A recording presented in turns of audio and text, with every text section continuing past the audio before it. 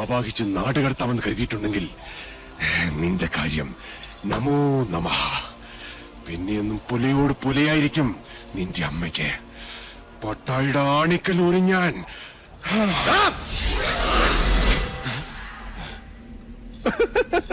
മാധവേട്ടൻ എന്നെ വല്ലാണ്ട് തെറ്റിദ്ധരിച്ചിരിക്കുക. ഞാൻ ഇവിടെ വന്ന് നിങ്ങളെ കൊണ്ടൊരു സങ്കടം പറയാൻ വന്നതാ. ആ പട്ടാഴിയിലെ പൊന്നുംകുടത്തിന് ഇനി എന്തിനാ ചെമ്പ്രയിൽ ഒരു പൊട്ട്? ഈ വീട് എനിക്ക് വിട്ടുതാ മാധവേട്ട. പട്ടാഴിയിലെ കർണനോടല്ലേ ഞാൻ എന്റെ ആഗ്രഹം പറയുന്നത്. സാധിച്ചു തരണം. കൊതിച്ചുപോയി.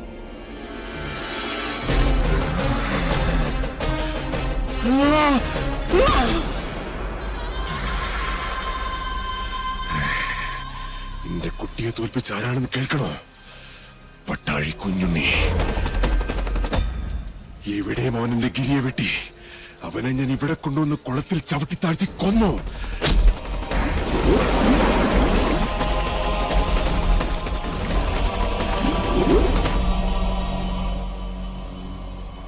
ആത്മാവും ശരീരവും വേർപെടുത്തി ഈ ഞാൻ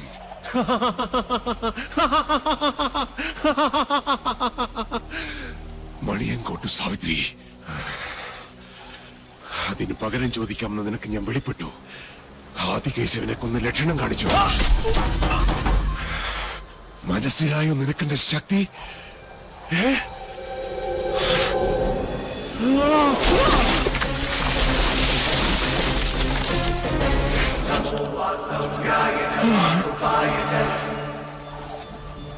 ഇനി എനിക്ക് വേണ്ടത് ഇവളെയാണ്. ഇവൾക്ക് വേണ്ടിയാണ് ഞാൻ കാത്തിരുന്നത് ഇക്കണ്ട കാലം വരേക്കും.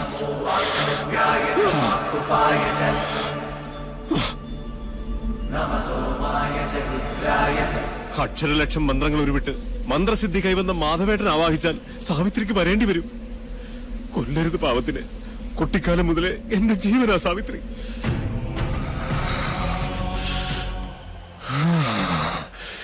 ഇനി ഞങ്ങളെ വേർപെടുത്താൻ പറ്റില്ലാർക്കും. നിശ്ചയിച്ചുറപ്പിച്ച തീരുമാനമാണോ? സംശയം വേണ്ടടാ നായേ. ശക്തിയുണ്ടെ തടയടാതി എന്നെ.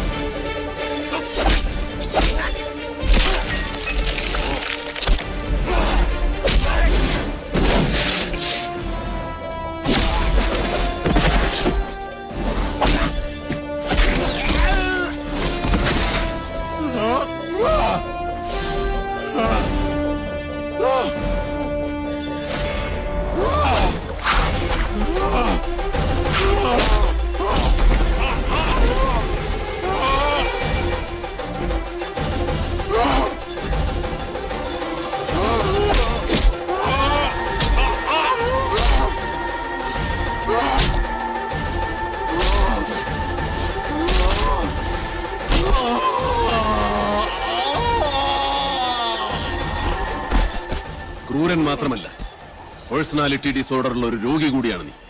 നെല്ലൂർ മനയിൽ ഞാൻ കാലുകുത്തിയ ദിവസം, നിന്റെ നെഞ്ചിൽ ഞാൻ കാലുവെച്ച നിമിഷം, അന്നെനിക്ക് മനസ്സിലായി ഗിരീഷ, ചങ്ങല പൊട്ടിച്ച രോഗിയും ചങ്ങലക്കിടേണ്ട ക്രൂരതയും നീയാണെന്ന്. കുടിപ്പകളിൽ നിന്നും പാപങ്ങളിൽ നിന്നും മോചിപ്പിച്ച് ഇതൊരു മനുഷ്യാലയമാക്കി മാറ്റാമെന്ന് ഞാൻ തുളസിക്ക് വാക്കുകൊടുത്തു പോയി. ഇനി മുതൽ അവൾ ഇവിടെ താമസിക്കും. അതിനു മുമ്പ് നിന്നിലുള്ള സാവിത്രി മരിക്കണം. ആ മരണം നിനക്ക് രോഗങ്ങളിൽ നിന്നും ഭൂമിയിൽ നിന്നുള്ള ശിക്ഷകളിൽ നിന്നുമുള്ള മോചനമാണ്. ഹിംസ ദുഷ്ടനിഗ്രഹത്തിനാണെങ്കിൽ അത് ധർമ്മമാണ്, മനുഷ്യധർമ്മം. പറിച്ചെടുക്കുകയാണ് ഞാൻ അവളെ.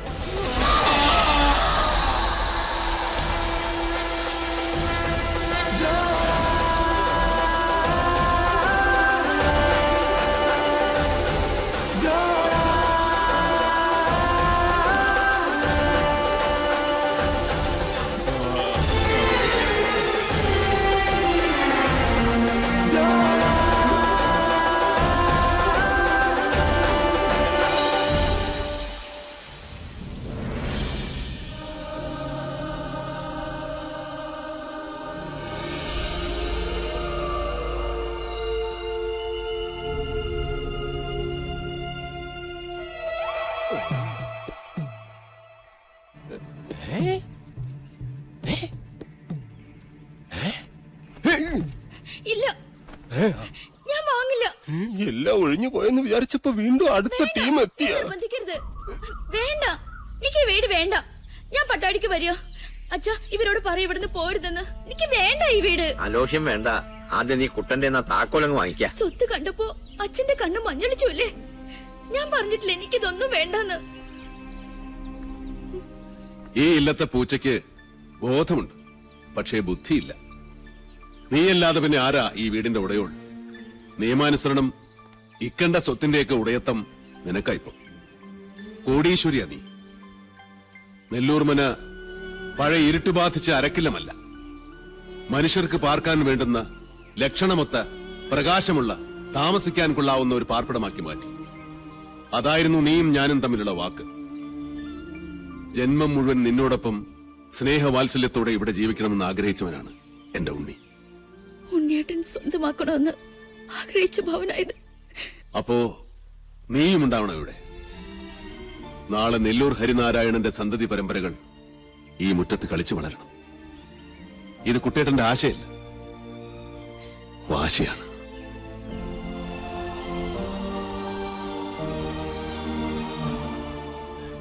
എല്ലാരും പോകാനുള്ള പരിപാടിയാ.